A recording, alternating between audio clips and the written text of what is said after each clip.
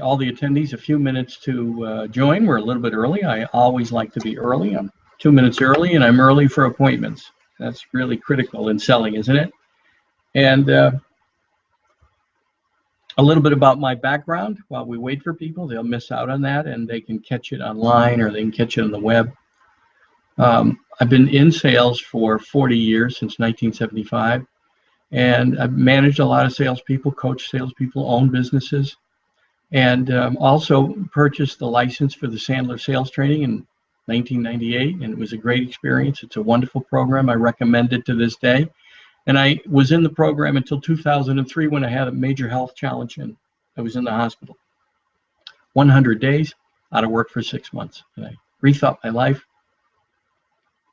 And I gave up the Sandler license in fall of 2003. And in 2005, in the fall, after honoring my non-compete for 2 years, I wrote my own program. And many of the original clients were attracted to the program, and many new programs have been, many new people have been attracted since I've been teaching it for 10 years. So I'm coaching salespeople from genome mapping software, and I'm coaching people in healthcare equipment sales. I'm coaching people in healthcare sales. I have clients in service businesses, painting service companies and cleaning companies. I also have clients in distribution. And most of those are lower level. I hope a few are watching, and I'll challenge them. They're really not interested in learning a lot. I mean, that's been my experience, and some do, and some do. And so I hope to challenge people to get off their butts and quit thinking they know it all. I'm still learning, and after been doing it 40 years. And so anyway, that's a little bit about me. Now I'm, of course, doing sales training and consulting, and I've made multiple $1-million sales over the years. In fact, last year for a client, closed a $1.2 million customer that they still have today. And it wouldn't have been possible. The salesperson that I was coaching and with at the critical call was missing all the signals. It's like the tell in a poker game. They were missing all the signals. And so everyone has a tell, by the way. People that say they don't, they do. They have a tell. Everyone has a tell. And it's important for you to get grounded and breathe and be in a space where you can challenge people. And that's where you pick up the tell, what I call the tell. You can call it their body language, the emotion that you're feeling. If you're feeling something, you have to find a way to say it. And that's what clears the way to get to the truth, to what's really going on. So anyway, let's get into what I had prepared for today. So stories, people need stories. You need to tell people third-party stories about your successes with similar clients in similar situations. So in tonight's program, I'm assuming that you've already gathered information and you heard whether they're not a fit for you or not.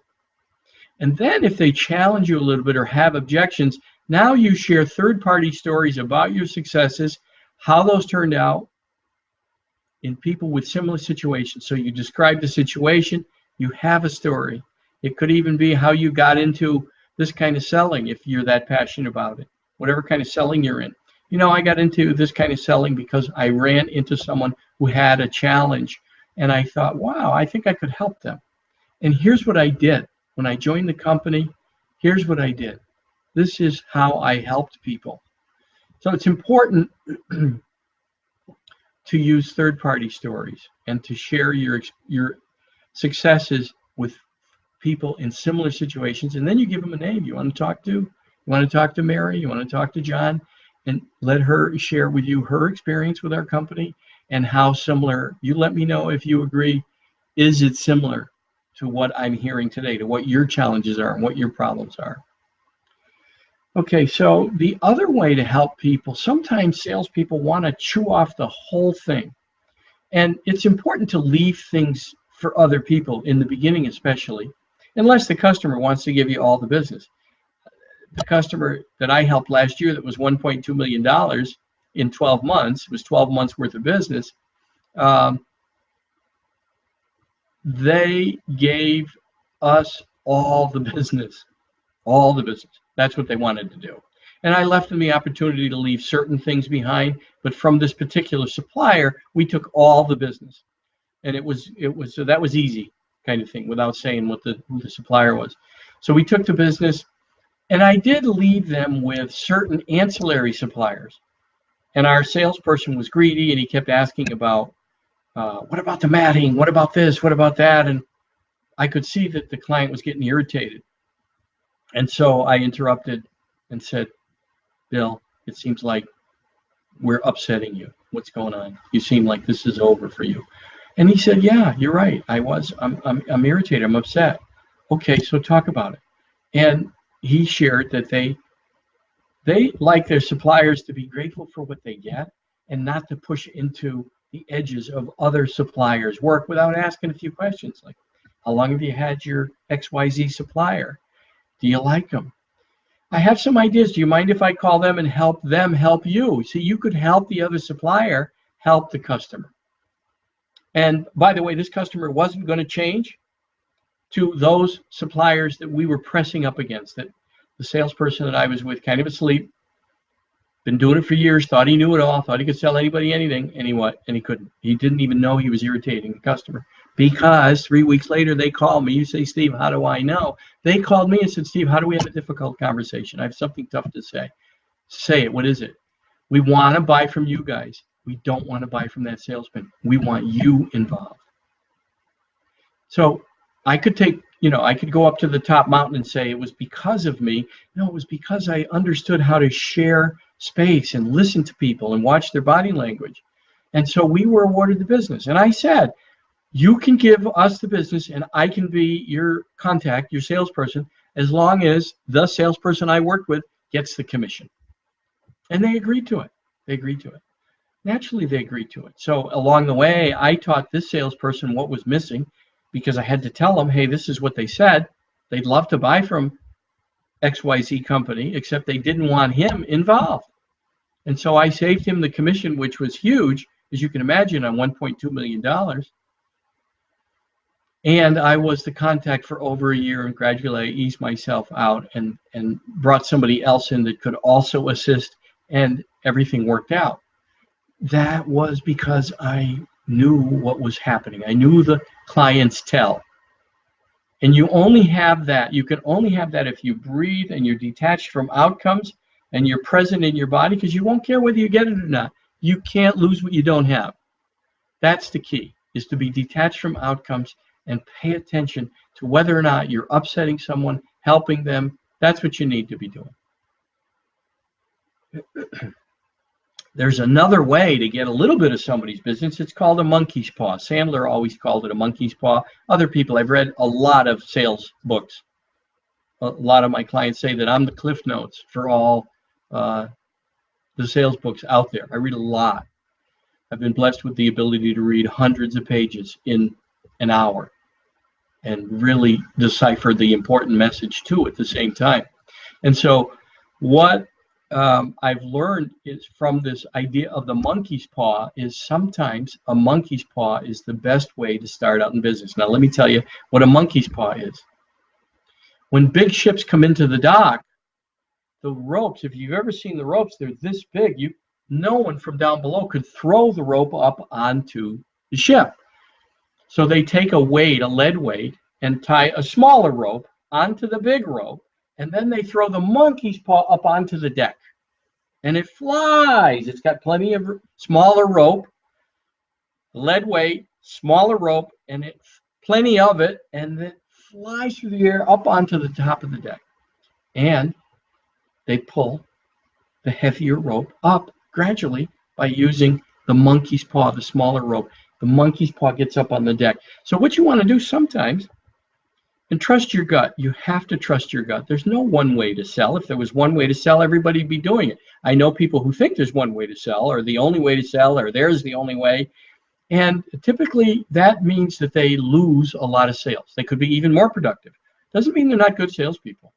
In fact, most of them have been very good salespeople, and they could have been a lot more productive. A lot of times they burned bridges, didn't even know it, or sometimes they knew it, they didn't care. So remember, every time you burn a bridge, the sparks are left behind with 10 or 12 or 15 other people who tell the story over and over and over again. So it's an energy that you're putting out that isn't good. It isn't good. Eventually it catches up to it eventually catches up to people because it's an energy, and you're getting back the energy you put out in this life. That's for another seminar. So with a monkey's paw would be something like, can I help you with these 2 items, and we'll talk about everything else later. And if you're really happy, so here's how you do this. If you're really happy with these ideas and I help you improve your business, your bottom line, your productivity, reduce your labor cost, all of those things, if I can help you, whatever it is you're selling, if I can help you, I want the rest of the business. Can I get your commitment on that? Get the commitment. If you don't get the commitment, then what good is the monkey's paw? Get the commitment. A lot of people don't understand that. They're afraid. They go, hey, I got one, boss. And they bought 2 cases of this and 5 cases of that, or they bought a 3-month trial on the software. And none of that is a good idea. It's not a good idea. Okay, networking. So one of the reasons I wanted to talk about networking is because it's a great way to meet people in a non-selling situation. And you make a connection. And the key to it is to find out, is there a connection, and can they help you, and can you help them? Because it's reciprocal. So the Certified Networker program, which I was certified for many, many years ago, I'm embarrassed to say because I took the course so many times, they said, hey, Steve, we might as well just certify you. And they did. And I started teaching it as part of my Sandler work in adjunct to, in addition to, I taught the Certified Networker program. And what I've watched over the years, all these years of coaching and training and selling and being in business and meeting people, is that a lot of people don't want to bother to network. They just like, I know a couple of guys who say, oh, I just want to go to the main event. I don't want to do any other work. So what that says is that you're not willing to do any other work. And you think people will really network with you if you're not willing to do any other work? So for the people who do bother to go to these meetings, even if it's, I have brought people to meetings to help people connect. And the goal there is just to figure out, can I help you and can you help me?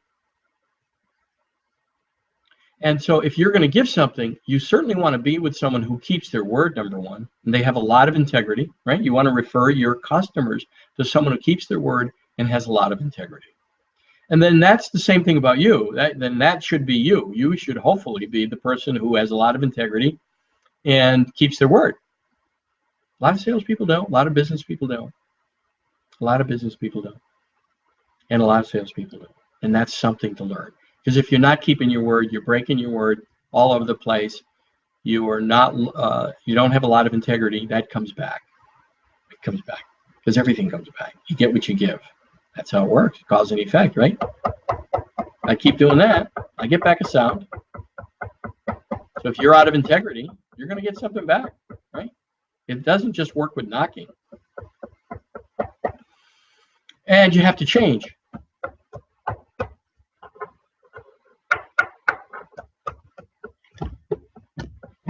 As you change, things change, just like in the sound exercise. And it isn't just, it doesn't just apply for sound. These are laws that we can't see that are always operating. You can suspend them. I know gravity is operating, right? Whoop, I suspended it. It didn't go all the way. I caught it. I stopped it right here. Here it is. So you can suspend laws. You do not stop the laws. Remember, have integrity. Keep your word, give what you want to get back, help people. These are all good things in business, right? A lot of people who say, no, they just want to close a sale. They want to close every sale. But it's unrealistic. It's unrealistic. You don't close every sale, first of all. People buy from people they like and trust, and 25% of the people don't like us. They don't even know why. They just don't like us. So there's 25% of the people will not buy from you that you call on. Let's hope we can keep it to around 40 or 50% will close. And maybe more. Imagine if you could go from 40% to 50% or 50% to 60%. I know a lot of people that can't close. The one thing I've learned is you can't close for them and you can't teach them how to close. If you close for them, they never learn it. And you can show them how to do it. And mostly if they don't get it, if they don't know how to close, they don't close. They don't close. And typically it's they haven't made a connection with the person. The person senses they're more interested in their own goals, that as opposed to the customer's goals. So I call them talkers and stalkers. So people who keep calling, right? I want to sell you. I want an appointment. I got good stuff for you. And all they do is talk. Yep, yep, yep, yep, yep. I'm the greatest. Our company's the greatest. We can do this for you. We can do that for you. It's too much talking. 70% of the time, especially a new prospect, should be talking. So in networking, you also need the person you're meeting with that you want to connect. You need them doing most of the talking. You want to help them feel comfortable with you. You want to understand who's their ideal target. Who are they looking for? Is it the same size customer you're looking for? Is it a similar type of customer? Do they have the same traits? If they do, then potentially you have a connection, but you have to get, does this person keep their word? What do you know about them? Maybe you do some research ahead of time. Hey, what do you know about XYZ? Does she keep her word? Does he keep her word? Do they do what they say? What about the company she works for? Are they honorable? Do they do the right thing by people? They just looking to close a deal and they don't care about their customers? Most people today, sadly, are motivated by just making a buck, and it's short term. So when you get a customer that way, you lose a customer very quick, because they find people who will take better care of them. They find people that have more value, whatever that is, and they find people who effectively tell that story. And first, those people are listening. They're listening. 2 ears, 1 mouth. They're listening to the client to find out if it's a fit. And that's what you're doing in networking. You're meeting people. I call it a contact sphere, or you can call it your own round circle. And you find people who sell your target market and don't compete. So you find people who sell your customers, don't compete with you. You might even ask some of your customers, hey, who's calling on you that doesn't compete with me that you really like? They're trustworthy, they're honest. What a great way to find. What a great way to find someone, a potential candidate. Then you go have lunch with them. You invite them to lunch. Hey, would you tell them I'm going to invite them to lunch? Would you tell them I'm going to call them? And then that person's expecting your call. You go to lunch and you say, I'm looking for someone I can help because I'm calling on the same market as you, and I want to help somebody. And in return, I want to see if they'll help me. And that's what I'm looking for. And maybe we meet every 3 weeks and we talk about how we can help each other. And if something comes up in between, you give me a call, I give you a call. Hey, Mary, I've got a great customer based on what you told me. I think they'll be a great fit. I told them you're calling. I recommended you. Give them a call. How great is that? How great is that? A lot of people don't have time to network. They're too much in a hurry. They want a return on everything. What did we get for the value of our membership here? You know, you've been a member for a year. It takes 2-3 years. It can take less. I've helped people in less time, in shorter time, made introductions, and you have to figure that the payout is meeting people over time. So if you're meeting 40, 50 people a year because of this networking group, and the networking group costs $1,500, or even if it's an association where your target market hangs out and you're meeting people like fellow suppliers that don't compete. Again, if it's $1,400, $1,500, $2,000, you're meeting 40 people, it's $50 a person. You can't make cold calls for $50. It's $2,500 to get a customer. It's $2,500 to make a customer. Okay, so the other thing is learning not to make other people wrong. I mean, there's just such a thing in our society about making other people wrong because they're different. They don't do it your way. And a lot of times it's best if you let people have the space to do it their way. So salespeople a lot of times need some space to learn how to navigate on their own. They have a personality. Why are you going to take it away from them? Let them learn how to do it on their own and give them some guidance along the way. But if you have to hold somebody's hand all along the way, they're not going to learn a lot. They're not going to learn. They're not. You can teach somebody to fish, or you can give them a fish. If you're holding their hand and giving them a fish, they're not learning anything. Let them go fish. Let them go fish. Show them how to hook the worm, put the lure on, make a cast. Show them all the basics. And get the hell out of the way. A lot of people can't. Micromanagers can't do it. The next thing that I wanted to cover is in selling, right? We're all out there doing some kind of selling. Most salespeople forget that customers and prospects don't care about your goals, right? They don't care about your goals. So your job is to find out what their goals are and how you can help them. And then that way, right, I call it help them buy, then that way you've helped them reach one of their goals. You become a long-term supplier because you're watching out for them. You're watching out for them. Now, then you say to me, well, Steve, then the person leaves. I got to start all over again. That's something we all face in selling. That's something we all face in selling. So I worked with someone, I want to say 20 years ago, and helped them.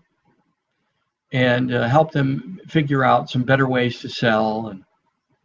And then recently, I'm back in this marketplace, in a certain marketplace where this person happened to be, and I reached out to them. And they invited me in. They invited me in. And so I haven't yet had the chance to ask them why they invited me in, but if I had not treated them well, do you think they'd invite me in? If they had some idea that I couldn't deliver on what I said I would deliver, do you think they would invite me in? So remember, interesting, back then, I didn't think that I'd be back in the market when I left that market. Maybe I worked with that person 5 or 6 years, and then I left the marketplace. So that the last time I saw them was 14 years ago. And I think that's realistic. It's about the right time. And so I'm back now, and it's been a total of 20 years altogether since I started with him, but 15 since I've seen him, 14 or 15. And I'm going to find out when I go make the call. And they invited me in. They invited me in. So you're always leaving behind. You're always building a resume. It doesn't matter who you work for. You can work for a jerk. You're building a universal resume. It doesn't matter. When I run into people, salespeople are always complaining. They're complaining about their company. They're complaining about their boss. When they complain about their boss, I say, you know what? Go the extra mile. If you work for a jerk, go the extra mile. Do even more. Do even more. And listen, if someone's not keeping their word, they're not treating you right, then you have to hold them to it. You have to hold them to it. You have to say, listen, it doesn't work for me. And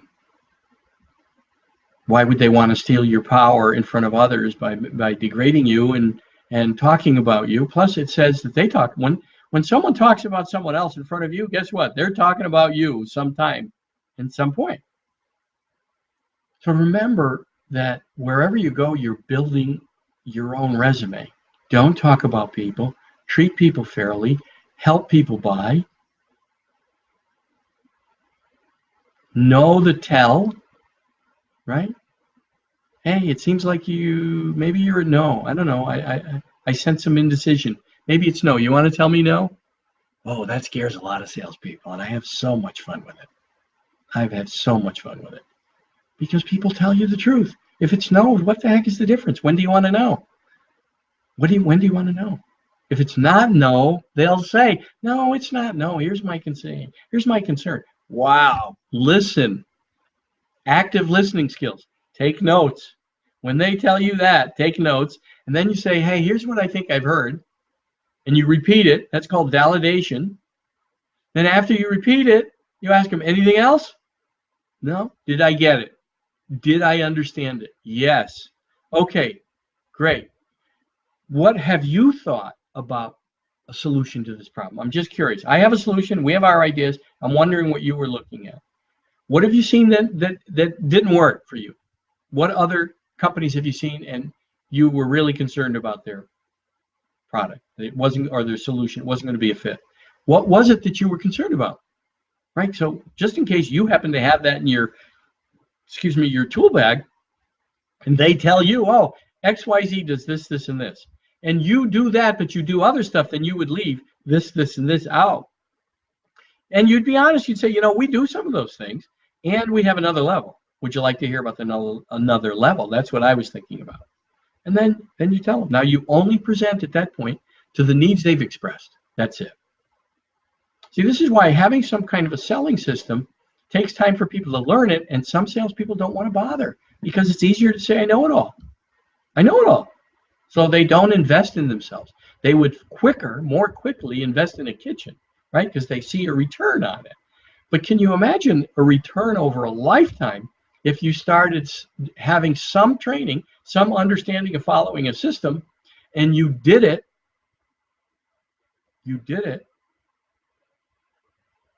for 25 years, right after you learned it. So a kitchen goes up, you spend 40,000, the house goes up to 60,000 in value, you make $20,000 in the investment. You take some sales training, you learn a system. I have people, like I said, I've been working with them for 6, 7, 8, 9 years. Their income goes up every year. Can you imagine the return they get every year when they invest in themselves? I mean, literally, some people making $500,000 more, $500,000 and more. And that's because they're working on themselves and they see the return every year. So if they spend $4,000 or $5,000 with me, that's better than building a kitchen because they get something back on it over 20 years. It's amazing. It could be millions of dollars. But a lot of people don't want to work on themselves. The way they are is good enough. And it's not going to get any better. And that's okay. That's okay too.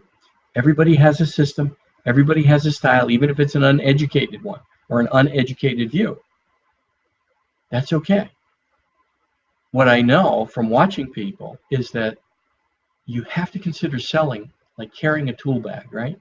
So sometimes you need a 1/8 ratchet, sometimes you need a 1/2-inch ratchet, sometimes you need a hammer, sometimes you need a hacksaw. Maybe not in selling, but well, yeah, you cut yourself out of a customer that isn't going anywhere or a sale that isn't going anywhere. But take the hacksaw out. Hey, it seems like it's no to me. Is it no? Are we at no? Am I wrong? I could be. I'm crazy sometimes. I miss it. But the point is, if you just have one style all the time, you're not matching up with, I want to say, about 75% of the people. You would close, if you closed half of those 75%, you'd close 37.5% more people. You'd be at 57% closing rate because you understood how to relate to different types. There's different types of personalities, and there's a way to relate to them all. It's like playing poker. You got to know when to hold them and know when to fold them, know when to walk away. This is the same thing in selling, but it's different because there's different people. The cards are the same in poker. There's players that you got to learn if they're bluffing or not. The same with a customer. We get customers that lie and bluff, and they just want to get your pricing so they can go to the next guy. The thing is you have to consider your career and having a toolbox and know when to take certain things out. That's why it's important to keep learning. And so what happens to the guys who never learn anything, aren't bothered, couldn't be bothered, think it's a waste of time, they are missing sales. They could be a lot more productive. And I've witnessed it. And it's okay. It's okay. I like everybody. I don't want to work with everybody. So that's why people go through an interview process with me.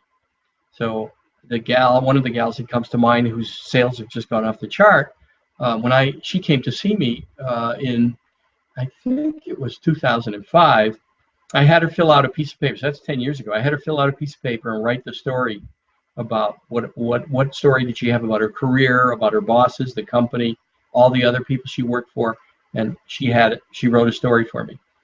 And what I was looking for, and I had told her I'm interviewing her to be in my training because I'm not going to beat people over the head to grow. I have people to beat me over the head. I'm in ongoing training. I've been in for 15 years. Take a break every once in a while. But out of 15 years, I think 13.5 years. And so I can say that I can spot somebody's where they're stuck. I can see their block and I can listen to their words and understand where they're stuck. And because I'm in that kind of training, I have the right to do it. I'm not out of integrity. I'm teaching that which I'm learning and teaching that which I need to learn the most. So the people help me grow. So a lot of salespeople are stuck or they limit themselves because they have just one way. It's very immature, actually. And I'm astonished by it. And what I say is they have their head up their ass. So to get your head out of your ass, get a good coach, number one. Number two, learn. Take some classes. I don't care whose. Sandler sales are great. Mine are great. There's a lot of other people's sales training who's great. But get trained and get a coach. So this gal that's been with me for a long time wrote this story down, And she had all kinds of complaints. They, the boss, the company, the guy, this guy. She named names. I said, okay, so wherever you name the name and wherever you name the company, and wherever you had a complaint, put the words I and read it back to me. So she had to read it back saying, I did this. I'm an asshole. I'm an idiot. I'm a jerk. The company's dumb. Oh, I'm dumb. Wherever there was a complaint or a story, she had to put herself in that spot. And if she couldn't do that and read it and was going to fight me, she wasn't going to get coaching or training by me. And guess what? She got it. Halfway through, she was reading it. She was, listen, having trouble swallowing some of the words. But halfway through, she said, you know what, Steve? I get it. I get it. I said, good, you're in. You're in. She's done amazing.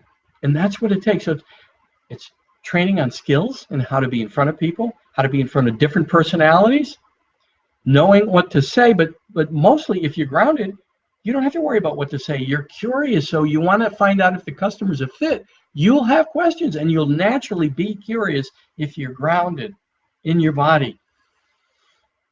How do you do that? You breathe. When the client's talking, if you're a little nervous, you breathe. Does everybody breathe? Yes, everybody breathes. So you breathe, you come back down into your body, and you're really curious, is this customer going to be a benefit for my company? Right? You got to make a profit. And the profit is what pays you. But you have a longer term profit if you're helping the client and you help them with a solution and they love your company because they love the solution.